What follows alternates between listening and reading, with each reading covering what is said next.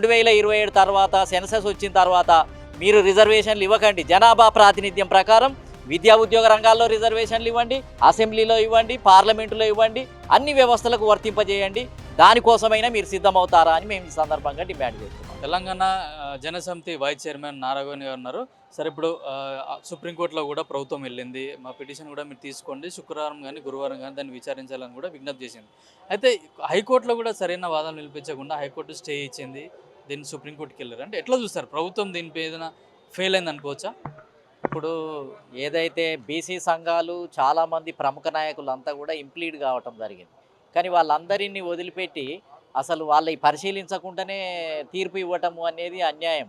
కాబట్టి దాన్ని మేము తీవ్రంగా వ్యతిరేకిస్తున్నాం. బీసీ సంఘాలంతా కూడా ఏదైతే బీసీ జాయింట్ యాక్షన్ కమిటీ ఏర్పాటు చేయడం జరిగిందో ఆ బీసీ జాయింట్ యాక్షన్ కమిటీ ఇవాళ వ్యతిరేకంగా పోరాటం చేసేది ఏంటిది అని అంటే, ఎన్నో సంవత్సరాలుగా బీసీలు కనీసం ఈ స్థానిక సంస్థలోనైనా వాళ్ళకు చిన్న చిన్న వాటిని కూడా కల్పించలేనటువంటి పరిస్థితుల్లో ఇంకా డెమోక్రసీ ఎట్లా కాపాడబడుతుంది దేశంలో? డెమోక్రసీ అని అంటేనే అన్ని కులాలకు వర్గాలకు ఇటు సర్పంచ్లలో కానీ మండలాధ్యక్షులలో కానీ అది జడ్పీటీసీలలో కానీ న్యాయం చేసినప్పుడే డెమోక్రసీ ఉంటుంది. ఇప్పుడు ఎమ్మెల్యే స్థానాలలో లేదు, న్యాయం లేదు. లోక్సభ స్థానాలలో లేదు, మంత్రివర్గంలో న్యాయం లేదు. బీసీ సమాజానికి అన్ని పార్టీలు మోసం చేస్తున్నాయి. ఇటు కోర్టు దగ్గరికి పోయి కోర్టు దగ్గర న్యాయం అడిగితే కోర్టు కూడా సాకులు చూపించి ఏదో కారణం చూపించి కోర్టులు కొట్టేస్తే, రాజ్యాంగంలో ఏమో క్లాజులు ఉన్నాయి, బలమైన క్లాజులు ఉన్నాయి. ఆ క్లాజులను పట్టించుకోకపోతే ఇంకా ఎన్ని మార్పులు తీసుకొని వస్తారు? రాజ్యాంగం అంటే రాజ్యాంగాన్నే విఫలం చేస్తున్నారు.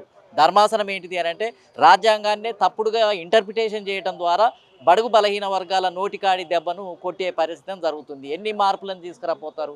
78 సంవత్సరాలు మామూలు సమయం కాదు. 78 సంవత్సరాల తర్వాత కూడా 50% జనాభా ప్రభుత్వానికి దూరము, వ్యవస్థకు దూరము, కుల వృత్తులు చేసే వాళ్ళుగా ఉంటే మరి సమానత్వం ఎట్లా ఏర్పడుతుంది? ఎట్లా సామాజిక న్యాయం ఏర్పడుతుంది? కాబట్టి ఇలా అన్ని పక్షాలు కలిసి ఇవాళ రాజ్యాంగ సవరణ చేయాలి. రాజ్యాంగంలో ఆర్టికల్ 16(7) చేర్చాలి. ఇప్పుడు ఆర్టికల్ 15(7) చేర్చడం ద్వారా బీసీలకు కూడా జనాభా ప్రాతినిధ్యం ప్రకారం ఇవ్వాలని ఈ 7 అనే క్లాజు చేర్చడం ద్వారానే ఇక రక్షణ ఉంటుంది తప్ప ఈ కోర్టులు ఇక ఎన్ని కల్పించినా కొట్టేస్తాయి. మేము ఇలా ఈ బంద్ జరిపిన తర్వాత రాహుల్ గాంధీ గారిని కలిసి ప్రతిపక్ష నాయకుడు కాబట్టి ఆయన మోడీ దగ్గర ఈ డిమాండ్ పెట్టాలి. బీజేపీ ప్రభుత్వం మెడలు కూడా ఉంచాలి. మేము ఈ రెండు ఖచ్చితంగా బీసీల ఎడల సానుకూలంగా ఉంటేనే న్యాయం జరుగుతుంది. ఆర్టికల్ 16(7), ఆర్టికల్ 15(7) అనే దాన్ని చేర్చడం ద్వారానే బీసీ సమాజానికి న్యాయం ఉంటుంది. ఇక కోర్టులు కొట్టివేయడానికి వీల్లేదు అనేది మేము ఇవాళ అంతిమ పోరాటాన్ని ప్రారంభించడం జరిగింది. VGR Naragoni, vice chairman, BC JAC. ఇప్పుడు జనాభా ప్రాతిపదికన కూడా రిజర్వేషన్లు వేయాలని కూడా ఉంది.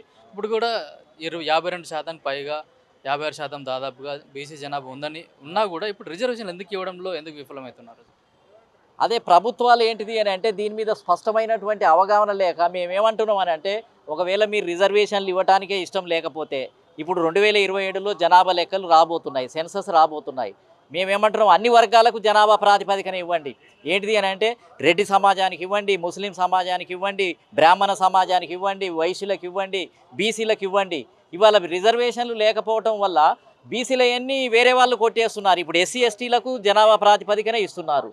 అదేవిధంగా ఈడబ్ల్యూఎస్ పేరుతోటి 10% వాళ్ళకి ఇస్తున్నారు. ఇక మిగిలింది ఎవరు? ముస్లిం సమాజము, బీసీ సమాజమే 65% ఉన్నారు. ఈ 65%లోని కొల్లగొట్టి అగ్రకులాలే మళ్ళీ అనుభవిస్తున్నాయి. మేమేమంటున్నామంటే 2027 తర్వాత సెన్సస్ వచ్చిన తర్వాత మీరు రిజర్వేషన్లు ఇవ్వకండి. జనాభా ప్రాతినిధ్యం ప్రకారం విద్యా ఉద్యోగ రంగాల్లో రిజర్వేషన్లు ఇవ్వండి, అసెంబ్లీలో ఇవ్వండి, పార్లమెంటులో ఇవ్వండి, అన్ని వ్యవస్థలకు వర్తింపజేయండి. దానికోసమైనా మీరు సిద్ధమవుతారా అని మేము ఈ సందర్భంగా డిమాండ్ చేస్తున్నాం.